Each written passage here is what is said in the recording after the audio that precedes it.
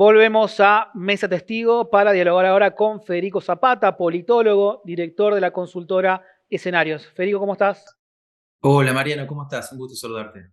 Un gusto hablar con vos. Federico, quiere arrancar por la última encuesta que hicieron, que la centraron en la figura de Cristina Fernández de Kirchner. Digo, ¿cuáles son las principales conclusiones de ese estudio?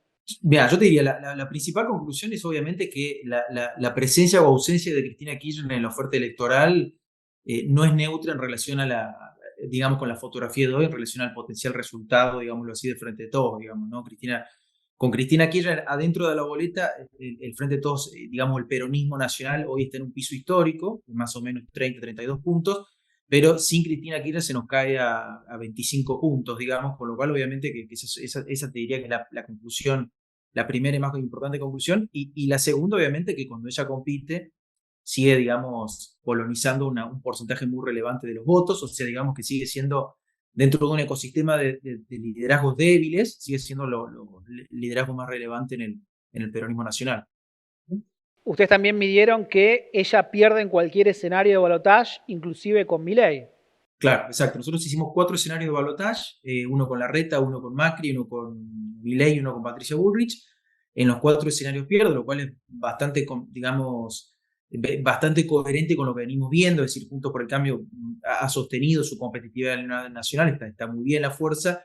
Digamos, en todo caso, la sociología electoral que está en crisis a nivel nacional es claramente la del peronismo, y bueno, y por lo tanto, obviamente, si bien es la más competitiva dentro de la posible oferta electoral del peronismo nacional, cuando la medimos en potenciales balotaje, pierde contra todos. La mejor performance la hace contra Milei.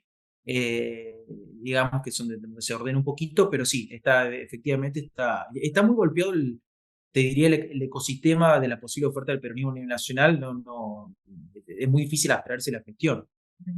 Este piso que vos decís más alto que le garantiza a Cristina al frente de todos puede forzarla a ella a tener que ser candidata para garantizar, digo, legisladores, gobernaciones en el caso que estén en disputa.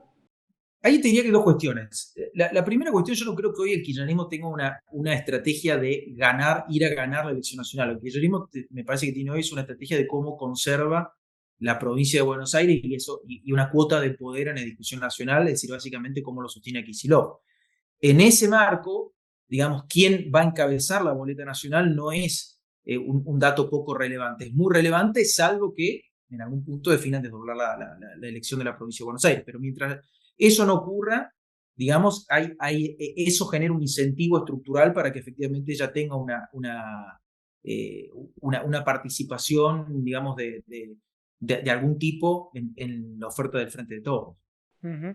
Esta semana se conoció el dato de inflación y llegó a 3 dígitos en el acumulado anual, como nos sucedía hace 30 años. ¿Tiene alguna expectativa electoral? ¿Algún candidato del Frente de Todos, sea Massa, Scioli o Cristina o quien sea, con estos niveles de inflación, de aceleración de los precios? Es muy difícil porque obviamente que la inflación está golpeando, digamos, los politólogos no hemos cansado de estudiar esto, determinantes de voto, y es muy difícil tener un solo factor que es un determinante de voto, pero sí tenemos claro que hay un gran determinante del voto, que obviamente no es que lo determina, no es lineal, pero sí es un factor muy relevante, que es el poder adquisitivo, el salario real, digamos de alguna manera, y con estos niveles de inflación obviamente que es muy difícil imaginarse un escenario de alto nivel de competitividad de la oferta electoral del Frente de Todos. Eso en el marco, además, de que es una coalición que no ha resuelto, digamos que ha tenido una incapacidad crónica, digamos, para funcionar, ha quebrado la cadena de mando del Estado, y eso obviamente repercute en una multiplicidad de frentes, ¿no? O sea, digo, no es que la gente solamente hoy se queja por el salario real, sino que se queja por la inflación, se queja por la seguridad, o sea, es una coalición, digamos, que se transformó en una especie de espectáculo a cielo abierto, digamos, de internas, con una agenda muy colonizada por una agenda de la política, con una agenda de la justicia, que es una agenda que a la sociedad le importa muy, muy poco, y con mucha incapacidad, y eso se transformó en un deterioro muy fuerte de la autoridad presidencial y de la maquinaria estatal. Entonces, es muy difícil imaginarse que van a llegar competitivos, salvo obviamente con una Cristina como candidata, que eso le devolvería cierta narrativa épica, al menos en el sector electoral, digamos, en la sociología electoral del kirchnerismo, que hoy, digamos, está muy reducida al primero, segundo y sobre todo tercer cordón del conurbano. Ujú. ¿Y cómo estás viendo el escenario en Juntos, donde parecen como delinearse dos polos, ¿no? Uno alrededor de Larreta y otro alrededor de Bullrich. Bueno, tiene la situación inversa del Frente de Todos. El Frente de Todos tiene un déficit de oferta electoral, de liderazgo. Junto por el Cambio tiene una crisis digamos, al inverso, una crisis de crecimiento. Tiene, digamos, yo diría que hoy hay tres actores, digamos, reales con potencialidad. Uno es efectivamente Rodríguez Larreta, que tiene como 2 o 3 meses muy importantes para redefinir una estrategia. Me parece que la estrategia que ha utilizado hasta ahora no le dio resultados. Otra es Patricia Bullrich, que es un poco la revelación, si se quiere, del 2022 y que está, digamos, que va a ser evidentemente un actor muy relevante. Y un tercer actor que me parece que no hay que descartar, que no hay que sacar, sobre todo por esto que mencionamos anteriormente, de que probablemente la dinámica estructural la lleve a Cristina a tener un rol, es Macri. Digamos, Macri, de alguna manera, en este juego entre Larreta y Cristina, digamos, entre Larreta y Bullrich, ha ido jugando su partido y está bien posicionado, sobre todo al interior del potencial elector de Juntos por el Cambio. Digamos, tiene un liderazgo, una ascendencia muy fuerte sobre la organización.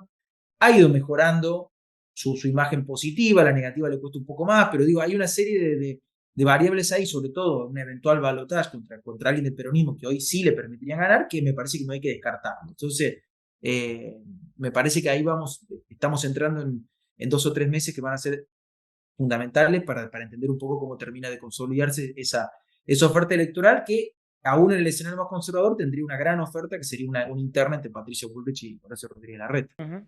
Hoy Macri parece menos candidato quizás que hace unos meses y parece estar más como interesado en ser una especie de guardián de la pureza ideológica de la coalición y tratar de condicionar, sobre todo si Larreta es finalmente el candidato. Digo, pero pensando en Bullrich y en Larreta, ¿a quién ves mejor conectando con el espíritu de los tiempos?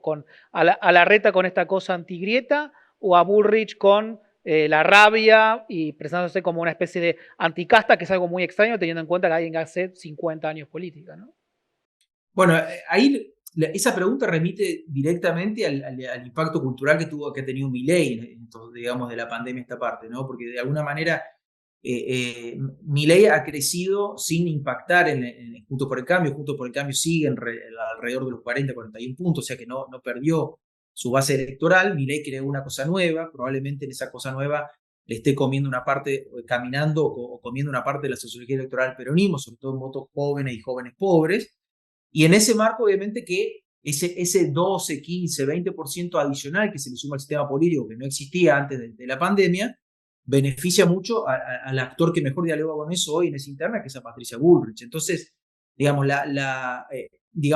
la demanda electoral, por decirlo de alguna manera, hoy está beneficiando, está corriendo a favor de Patricia Bullrich. Eso le va a exigir a Larreta en los próximos 2 meses, digamos, un exceso una demostración digamos, de exceso de liderazgo político, porque él va a tener que, digamos, si su estrategia hasta el momento implicaba que Macri en algún momento desencillaba y lo elegía a él, me parece que esa etapa está como agotada, con independencia de que terminen en buenos términos, pero sí le va a exigir a él, digamos, reconstruir una sociología que le sea beneficiosa a él. Si él va corriendo por atrás de la sociología de Milei y de Bulls, probablemente vaya un callejón sin salida porque no va a ser muy difícil que su discurso entre ahí. Me parece que él va a tener que hacer un esfuerzo por construir una demanda que hoy no existe, es una oferta que tiene que construir una demanda, a diferencia del caso de Bullrich, donde la demanda, digamos, le permite construir una oferta. Acá es al revés, es una oferta que tiene que construir una demanda sobre valores en los que él se sienta más cómodo, donde él sea más nítido, donde él sea más deseable desde el punto de vista electoral. ¿Ves que Milei se puede llegar a meter en un balotaje? Digo, si la situación económica se deteriora mucho, si el frente de todos termina de descomponerse, si Cristina no es candidata. A mí me parece que es un escenario que no se puede descartar. Pero hoy, o sea, realmente Milei está muy fuerte, como te decía, está muy fuerte en...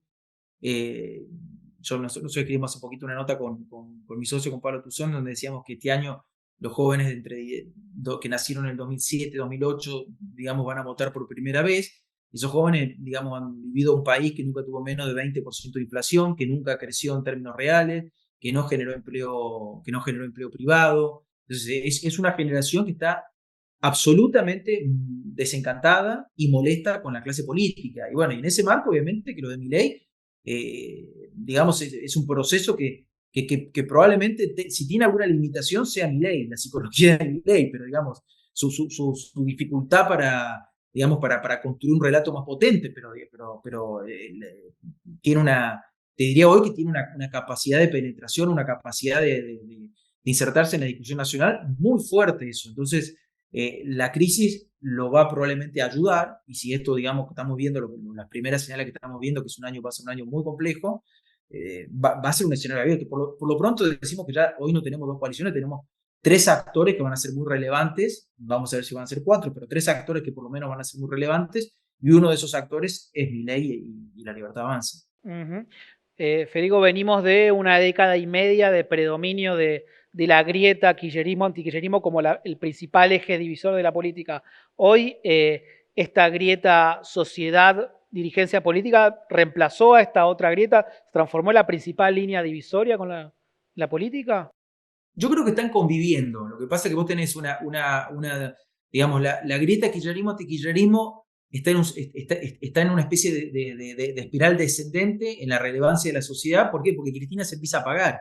Entonces, a medida que Cristina se apaga, obviamente que ese clivaje que ordenó la política, que ordenó las coaliciones, empieza como a perder relevancia.